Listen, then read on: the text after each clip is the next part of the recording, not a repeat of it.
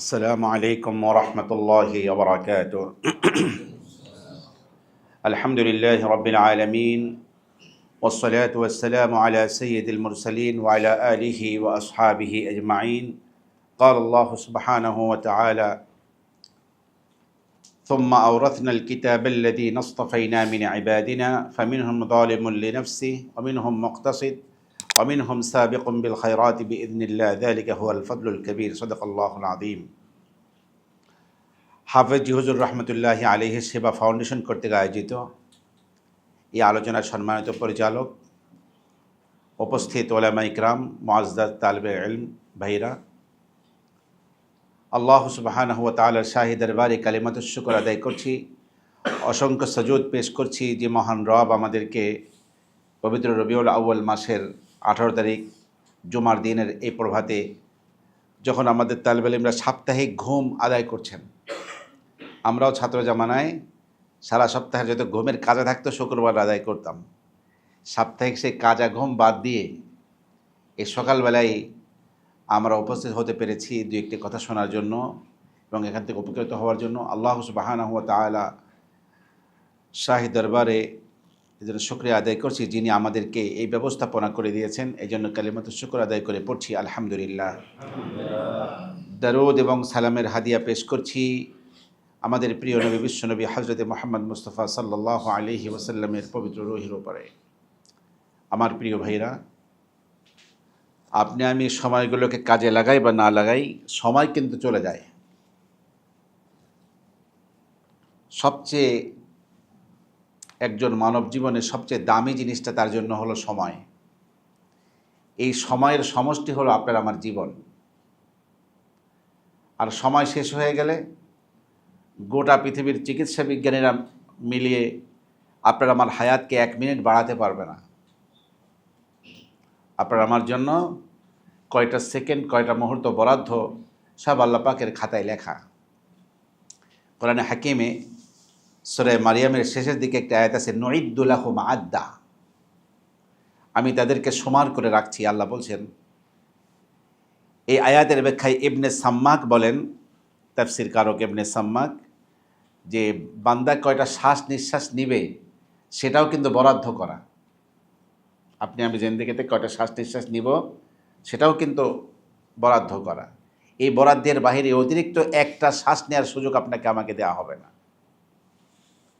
তার মধ্যে এই উম্মতের জন্য বেশি ঝুঁকি হলো এই উম্মতের হায়াতের পরিধি ছোট। কতটুকুন? আপনার আমার প্রিয় নবী বলছেন, আমারু উম্মতি ফিমা বাইনা সিত্তিনা ইলা 70 ওয়া আকাল্লুহুম মান ইয়াজুজু যালিক।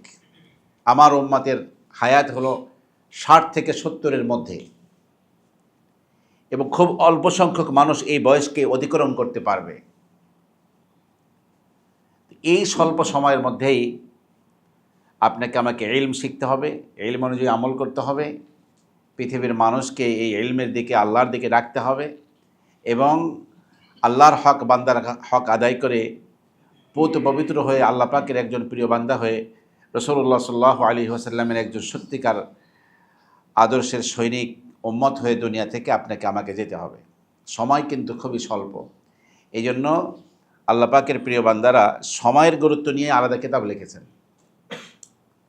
সৌদি আরবের সবচেয়ে হানাফি মাযহাবের বড় আলেম ছিলেন আব্দুল ফাত্তাহ আবু গুদ্দা। তার যে প্রখ্যাত কিতাবটি কিয়ামাতুজ জামান ইনদাল উলামা, তার অনুবাদও হয়েছে বাংলায়। উলামা ইকরামের নিকটে সময়ের মূল্যায়ন। ডক্টর ইউসুফ কারদাবি একটি ছোট্ট পুস্তিকা লিখেছেন, আল ওয়াক্তু ফি হায়াতিল মুসলিম, মুসলিম জীবনে সময়। আপনারা যারা তালিবে ইলম তারা এই কিতাবগুলো কিনে নিজেদের মাঝে মাঝে এগুলো পড়বেন। তাহলে হবে কি, যে আমি সময়টাকে অপচয় করছি কিনা, নষ্ট করছি কিনা, আমার দ্বারা কতটুকু নষ্ট হচ্ছে সময় নাকি কাজে লাগাচ্ছি, তখন তার অনুভূতি দিলের মধ্যে আসবে। আমরা কর্মজীবনে এসে আমরা দেখছি সবচেয়ে আফসোস হচ্ছে ওই সময়টির জন্য যেই সময়টি পড়াশোনা না করে বন্ধুবান্ধবের সাথে গল্প করে কাটিয়ে দিয়েছি। এখন মনে হয় জীবনে আরেকটু প্রতিষ্ঠা লাভ করতে পারতাম যদি সময়কে আরেকটু কাজে লাগাতাম। আপনার আমার কর্মজীবনটা যখন আসবে, আপনাদের কর্মজীবনটা যখন আরও সামনে আসবে, তখন এই অনুভূতিটা আপনাদের আরও বেশি হবে। তার কারণ তখন প্রতিযোগিতা আরও বেশি হবে। এক সময় ঢাকা শহরে কোনো মসজিদের ইমাম নর্মাল একজন আপনার সরে বেকার পর্যন্ত পড়লেই মুয়াজ্জিন হতে পারত, দাওরা হাদিস পাশ করলে ইমাম হতে পারত। এখন অবস্থা এই পর্যায়ে গিয়েছে, বহু মসজিদের মুয়াজ্জিন আছে হাফেজ মাওলানা মুফতি। তো যেই মসজিদের মুয়াজ্জিন হলো হাফেজ মাওলানা মুফতি, সেখানের ইমাম সাহেব তার একটু পড়াশোনা বেশি হতে হবে, ইউনিভার্সিটিতে অনার্স মাস্টার্স করা থাকবে, হাফেজ থাকবে, দাওরা করা থাকবে, কামিল করা থাকবে। আর খতিব তো এখন পিএইচডি করা ছাড়া, ডক্টর ছাড়া খতিব হতে পারবে না, এমন দিন চলে আসতেছে। দিন যত যায় প্রতিযোগিতা তত বেশি হয়। যেহেতু সময়টাকে কাজে লাগিয়ে নিজেকে সমাজের ভালো জায়গায় প্রতিষ্ঠা রাখার জন্য, দাওয়াতি কাজ সহজে করার জন্য আপনার অনেক বড় সময়কে কাজে লাগাতে পারলেই জীবনে প্রতিষ্ঠা লাভ করা যায়। সময়কে যারা যত বেশি নষ্ট করে তাদের জীবন সেই অবহেলায় চলে যায়। এই জন্য সময়কে কাজে লাগাবার আমরা চেষ্টা করব। আমরা মোতালা ইলম অর্জনের জন্য চেষ্টা করব। কোথায় কোথায় এলেম পাওয়া যায়, কাকে ধরলে এলেম পাওয়া যায়, এইভাবে ঘুরে ঘুরে চেষ্টা করব। ইনশাআল্লাহ যদি সত্যিকার অর্থে সত্যিকার একজন তালেবে ইলম হতে পারি, তাহলে ইনশাআল্লাহ জিন্দেগিটা অনেক এগিয়ে যাবে, দুনিয়া আখিরাত উভয় জগতের ফায়দা হবে। এই জন্য সময়কে কাজে লাগাবার চেষ্টা করা সকলেই। এবং আপনারা দেখুন, 5 ওয়াক্ত নামাজ যে আমরা আদায় করছি, এক ওয়াক্তের নামাজ আর এক ওয়াক্তে পড়লে তো হয় না। তো সেখানে সময়ের ব্যাপারটি অত্যন্ত গুরুত্বপূর্ণ। রোজার ব্যাপারটা দেখুন, আপনি হওয়ার পরে আপনার এই সুবে সাদেক হওয়ার পরে সেহরি খেলে কি রোজা হবে? যেই টাইমে ইফতার করার কথা তার পূর্বে ইফতার করলে কি রোজা হবে? সময়, সব জায়গায় সময়। এই সময়ের গুরুত্ব অত্যন্ত বেশি। আমরা এখন যেই সময়টি এখন বসে আছি, আজকে জুমার দিন, জুমার দিনে আমার কী কী আমল গুরুত্বের সাথে জেহেনে রেখে সে আমলগুলো একজন তালিবে ইলমের অবশ্যই থাকা উচিত। সূরা কাহাফ অবশ্যই তেলাওয়াত করা, এবং আপনার সূরাতুদ দুখান পাঠ করা। ইমাম সাহেবদের জন্য কিছু নির্দেশিকা আছে। ফজরের নামাজে প্রথম রাকাতে সূরাতে আলিফ লাম সিজদা, দ্বিতীয় রাকাতে সূরা দাহার তেলাওয়াত করার চেষ্টা করা। এবং যদি ইমাম সচেতন হন আর তিনি চিন্তা করেন যে আলিফ লাম সিজদা 3 পৃষ্ঠা, সূরা দাহার 2 পৃষ্ঠা, মোট 5 পৃষ্ঠা, তিনি ইচ্ছে করলে আপনার পড়তে পারেন। কিন্তু এই সুন্নাতটা অনেকেরই আমল করা হয় না, কারণ এই উভয় সূরাটার মধ্যেই কিয়ামত সম্পর্কে আলোচনা, আর কিয়ামত হবে জুমার দিনে।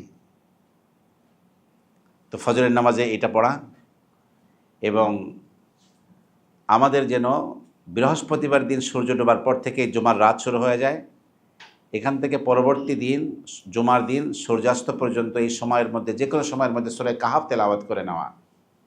সূরা কাহাফ যেন কারোই না ছোটে আমাদের। আল্লাহ সুবহানাহু ওয়া তাআলা সময়গুলোকে কাজে লাগিয়ে যখন যে আমল আছে, সে আমলগুলো, যে আওরাতগুলো আছে, সেগুলো ঠিকমতো আদায় করার যোগ্যতা এবং তৌফিক আমাদেরকে আল্লাহ সুবহানাহু ওয়া তাআলা দান করুন। সকলে বলেন আমিন।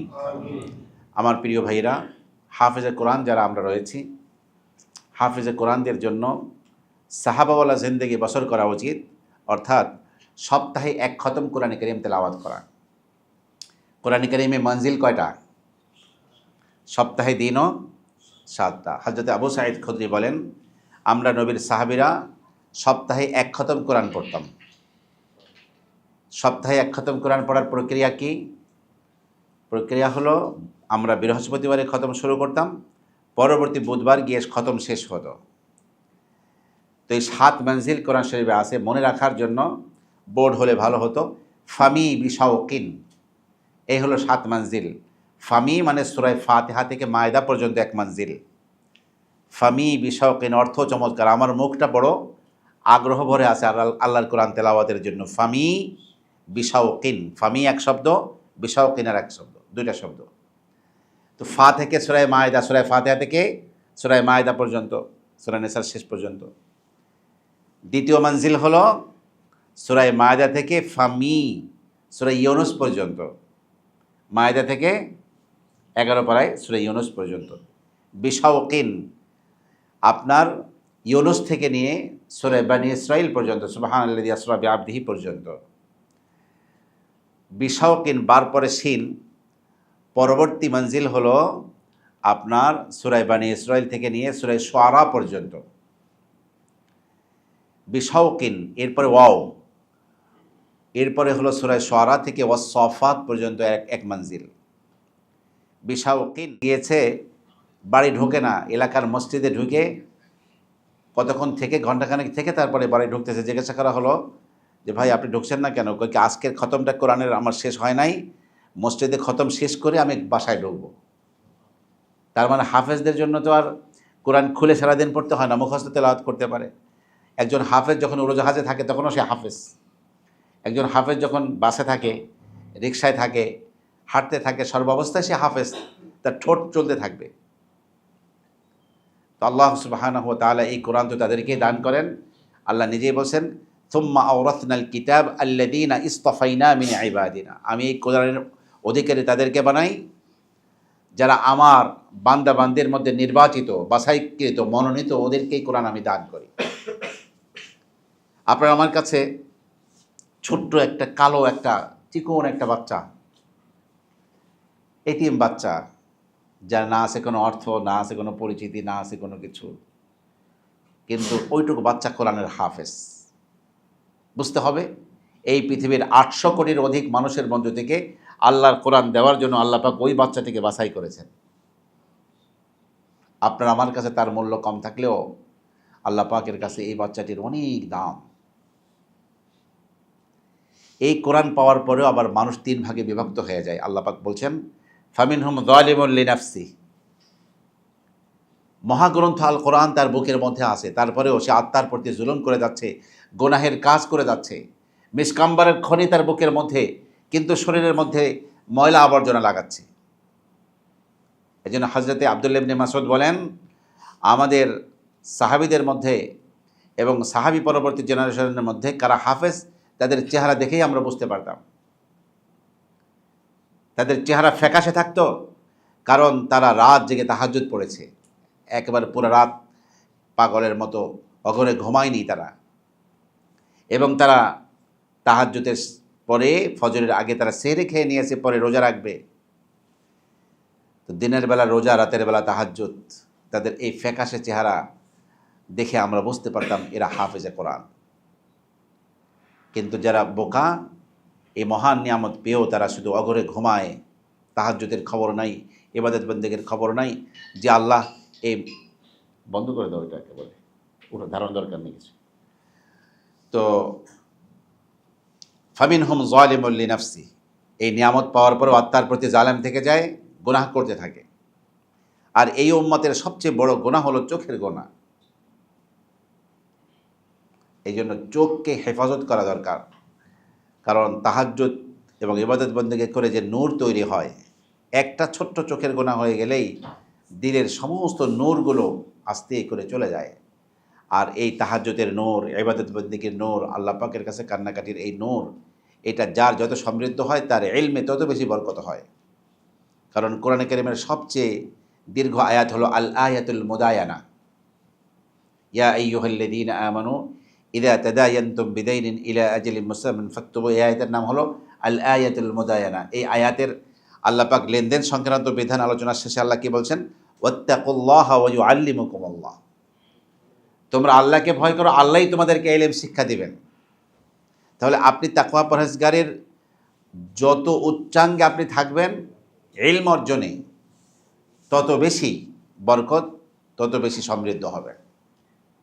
এই জন্য আল্লামা থানভী আলাইহি রাহমা বলেন, হাফেজ হুজুর রহমতুল্লাহি আলাইহি যার খলিফা, জগৎ বিখ্যাত 40 জন আল্লাহর ওলি যার হাতে তৈরি হয়েছিল, তো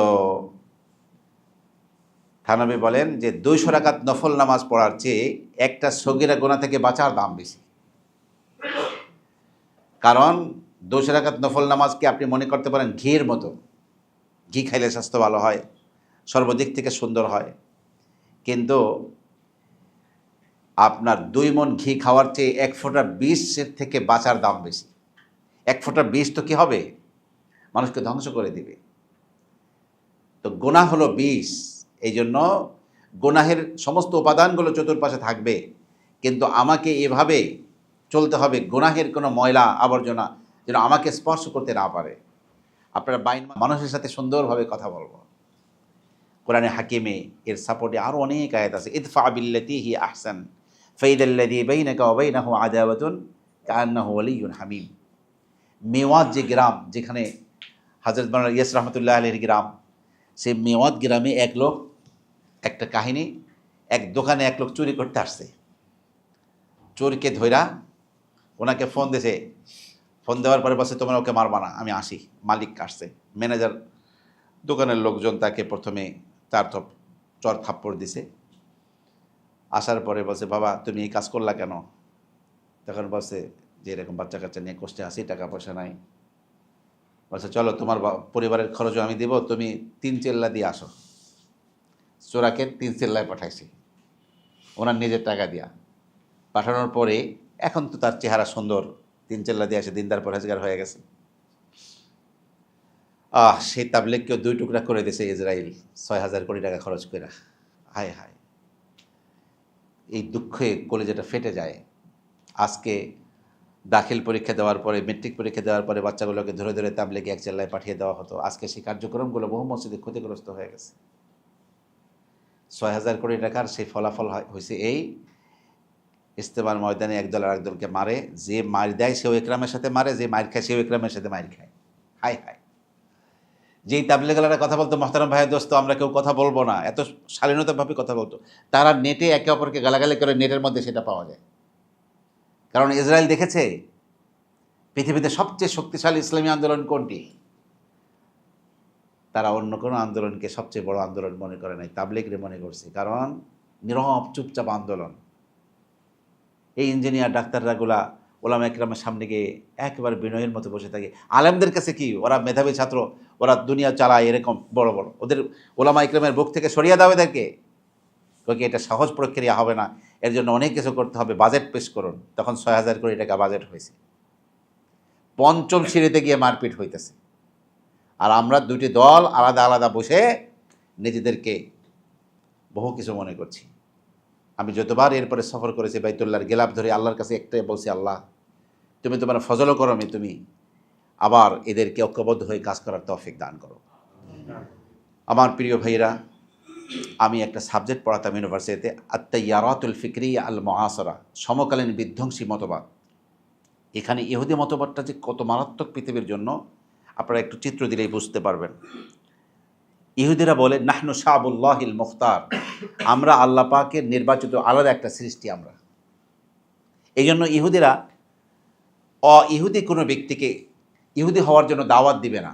তারা বলে এটা সম্ভব না, কারণ কারা ইহুদি হবে এটা আল্লাহ পাকের বাছাই করা।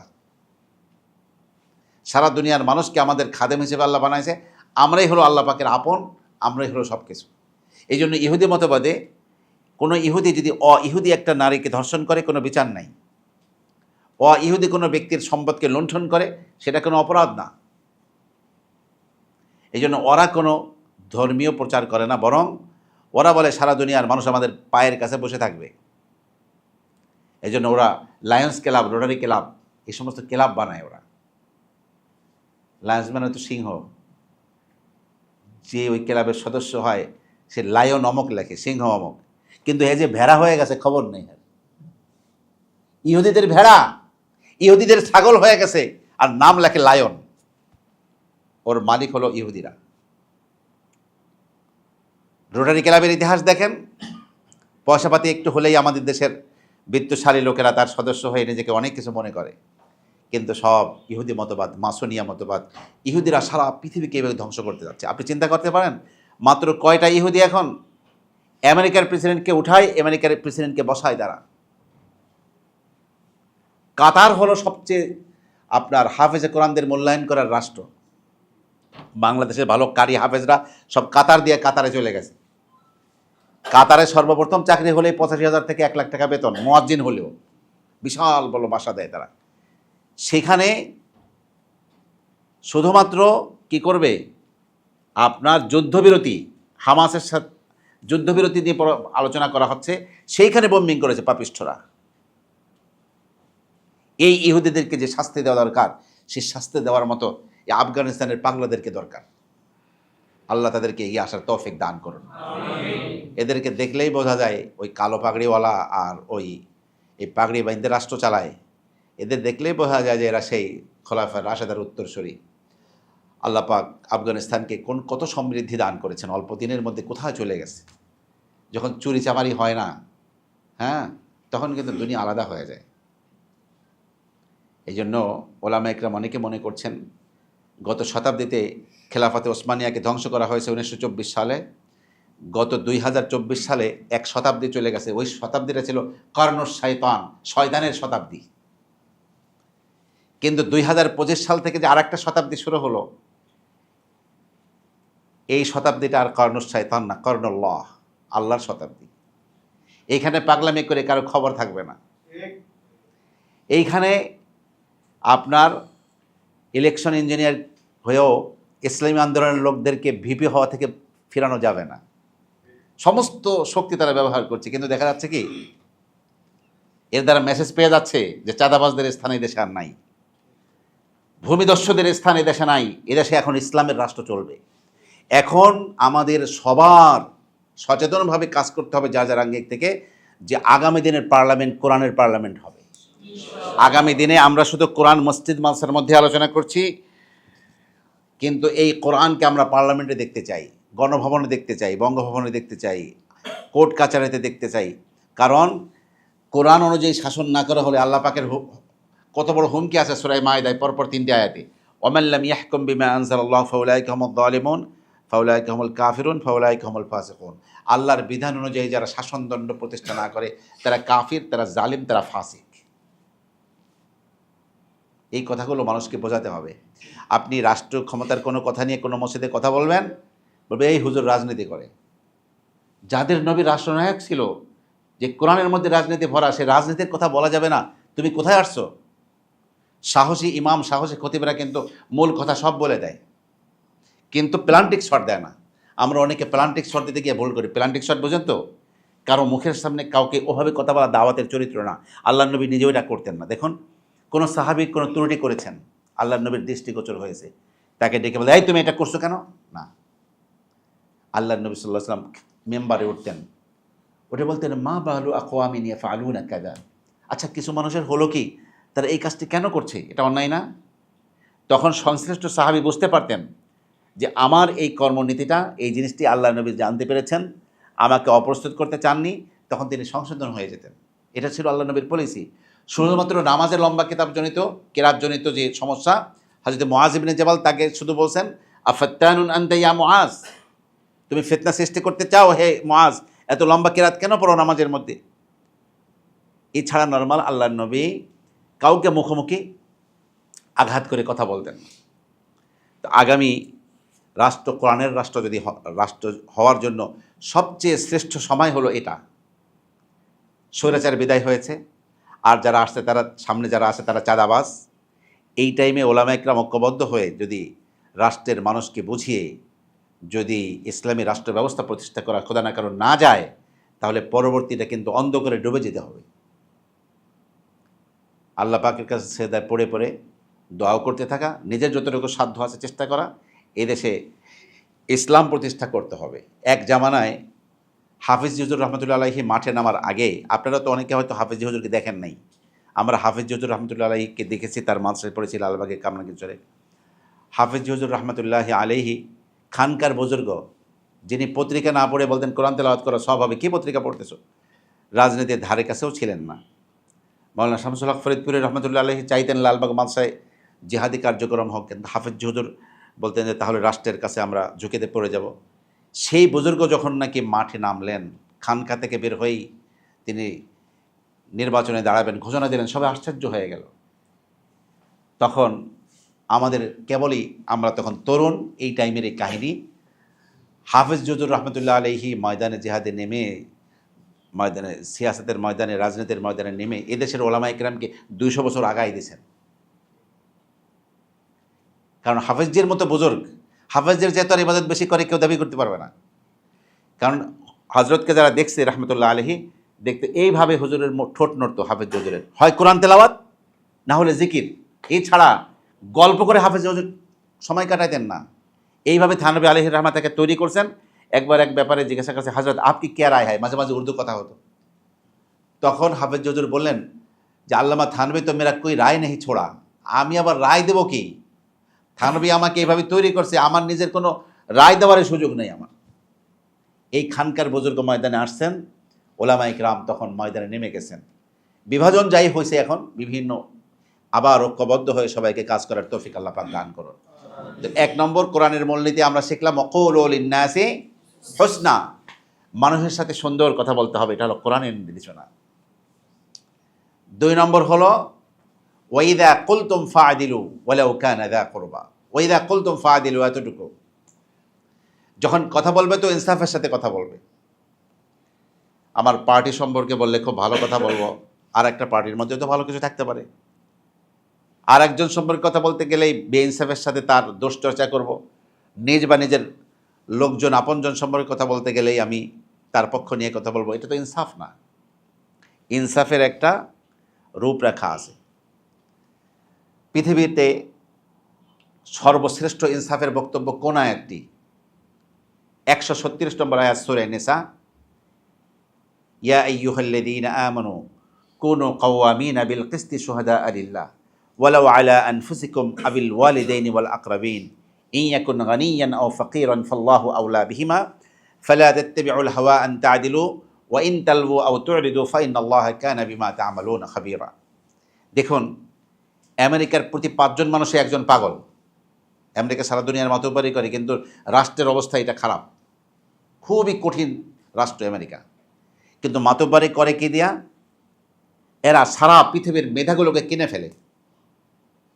সারা পৃথিবীর মেধাবী মানুষদেরকে আমেরিকায় নিয়ে তাদের দিয়ে গবেষণা করে, তাদের গবেষণার ফলাফল দিয়া পৃথিবীকে তারা শাসন করে।